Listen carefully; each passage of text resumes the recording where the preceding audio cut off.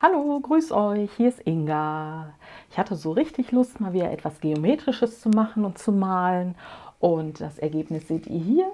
Das ist ein Bild, das ich zunächst mal mit Schwarz vorgestrichen habe. Und dann habe ich dieses besondere Washi-Malerkrepp benutzt. Das ist also ein Malerkrepp, welches sehr exakte Kanten macht. Das kann man also auch hier schon sehen. Und damit habe ich mir ein Raster aufgeklebt. Die entstandenen Felder habe ich entweder mit dem Spachtel gemalt. Das sind diese Flächen hier. Und die dazugehörigen Farben sind die Metallic-Farben. Und die anderen Flächen habe ich gepinselt. Immer in Kombination Metallic-Farbe mit normaler Acrylfarbe.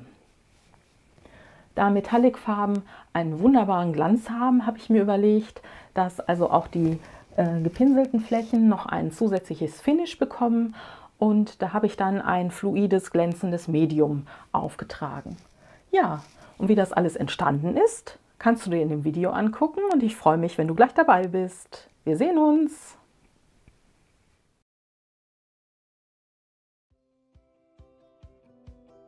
Schön, dass du dabei bist.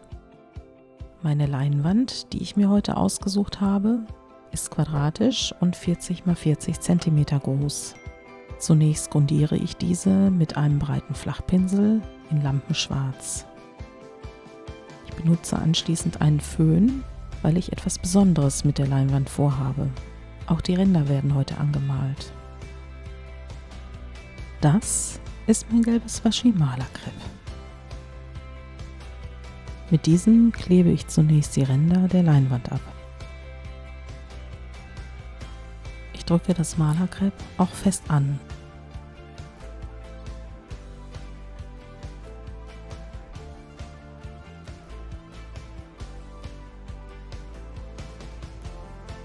Mit dem Lineal und einem Bleistift markiere ich ungefähr die Mitte der Leinwand. Dort klebe ich meinen nächsten Kreppstreifen auf. Und ich wähle immer wieder die Mitte, sodass am Ende 16 kleine Quadrate entstanden sind. Meine Farben sind heute 4 normale Acrylfarben und 4 Metallic-Farben mit einem besonderen Glanz. Ich arbeite mit dem Pinsel und dem Spachtel.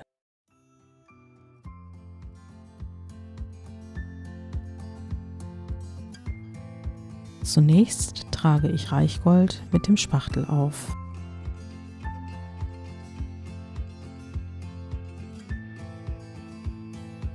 Dabei versuche ich, die Farbe dicker aufzutragen, um eine Struktur zu erhalten.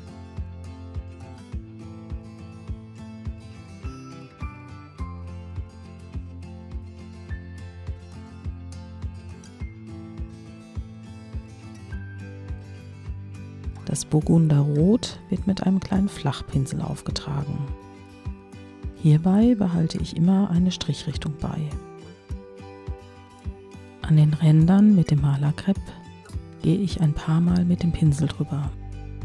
So läuft mir keine Farbe unter das Klebeband. Jetzt wechsle ich die Strichrichtung. Das hat etwas mit den Effekten zu tun, die ich nachher erzielen möchte.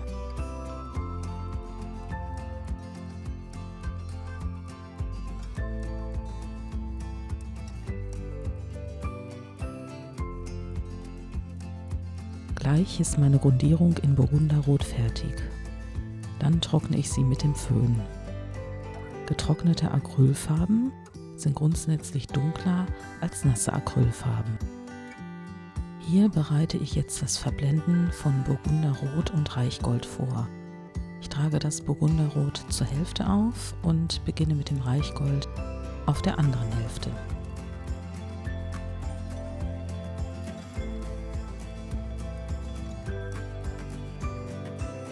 Nun mische ich beide Farben in dem Quadrat. Ich ziehe den Pinsel mal durch die eine nasse Farbe und mal durch die andere nasse Farbe, und so entsteht ein Mischton.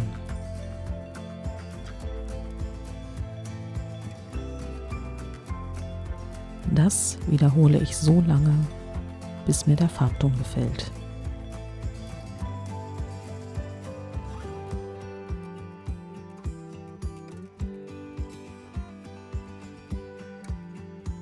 Jetzt kommen 2 neue Farbtöne ins Spiel. Dunkeltürkis und als Metallic-Farbe Zinn.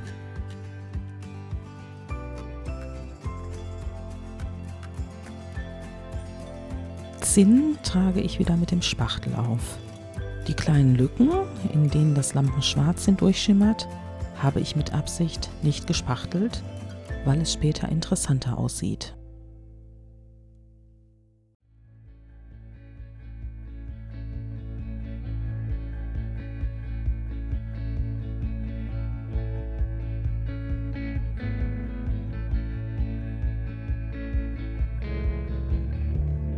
Dasselbe, was ich mit dem Burgunderrot und dem Reichgold gemacht habe, mache ich auch mit dem Dunkeltürkis und dem Zinn.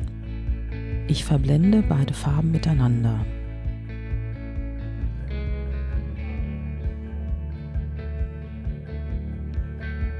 Das Verblenden der beiden Farben ist wie eine kleine Meditation.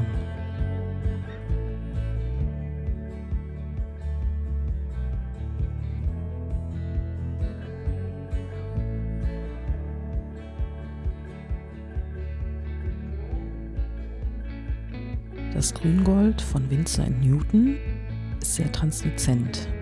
Transluzent bedeutet, dass die Farbe nicht deckend ist und die darunter liegende Farbe stark durchscheint. Weil ich aber lieber das Grüngold und nicht das Lampenschwarz sehen möchte, muss ich es mehrfach hintereinander auftragen. Zwischen den einzelnen Schichten benutze ich meinen Föhn, damit die Farbe besser antrocknet. Das ist die 3. Schicht, die ich auftrage.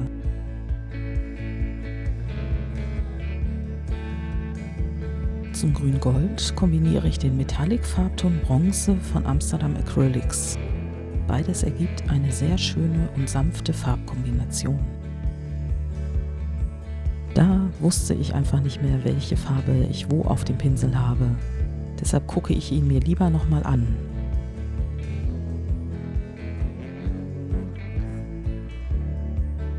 Mit dem Malmesser trage ich meine bronzefarbene Spachtelung auf.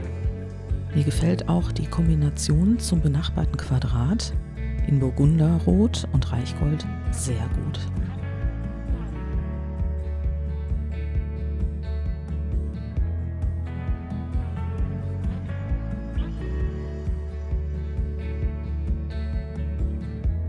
Jetzt arbeite ich mit einer meiner Lieblingsfarben. Das ist das Payne's Grau. Es ist eine Spur heller als das Lampenschwarz und wird von mir gleich mit Silber kombiniert.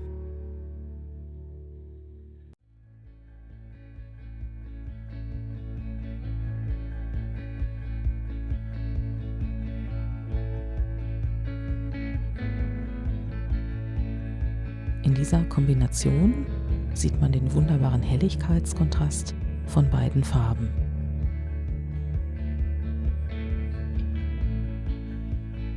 Das Payne's Grau bekommt durch das Silber auch einen leichten metallischen Glanz.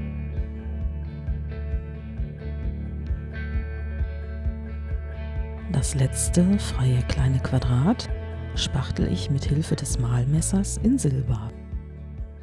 Insgesamt hat das abstrakte geometrische Bild einen schönen Warm-Kalt-Kontrast. Hier habe ich mich gefragt, ob ich das falsche Finish ausgewählt habe, weil das Medium so aussieht, als wäre es holographisch. Aber ich habe mich nicht vergriffen. Das Finish ist tatsächlich transparent und klar aufgetrocknet. Jetzt kommt fast der schönste Part, das Abziehen des Washimala-Krebs. Da frage ich mich immer, habe ich das Abklebeband gut genug angedrückt? Ist Farbe drunter gelaufen? Und sind die Kanten der kleinen Quadrate auch richtig schön scharf geworden? Hier ist mir mal kurz das Herz stehen geblieben. Aber es ist zum Glück ja gut ausgegangen.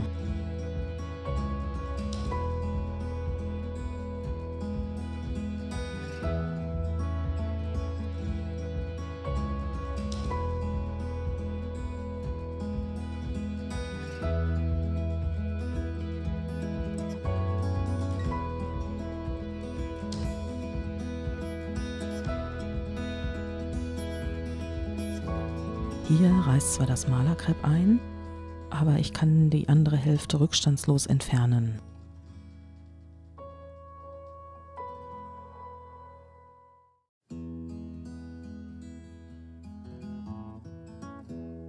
Ich freue mich schon richtig, weil ich sehen kann, wie schön die Kanten und Ränder geworden sind.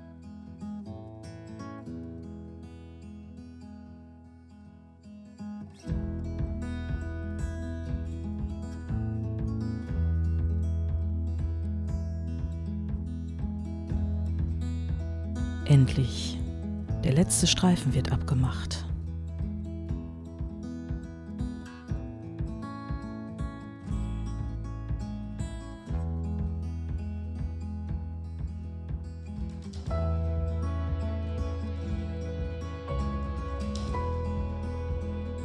Hier sieht man schön, wie die Metallicfarben schimmern und wie auch das Finish über den verblendeten Flächen glänzt.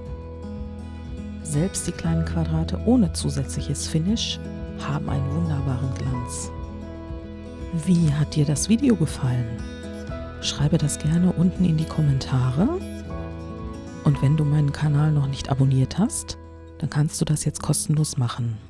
Alle verwendeten Farben, Malmittel, Pinsel, Spachtel findest du in der Videobeschreibung. Ich freue mich sehr über ein Like von dir und wünsche dir noch einen schönen Tag.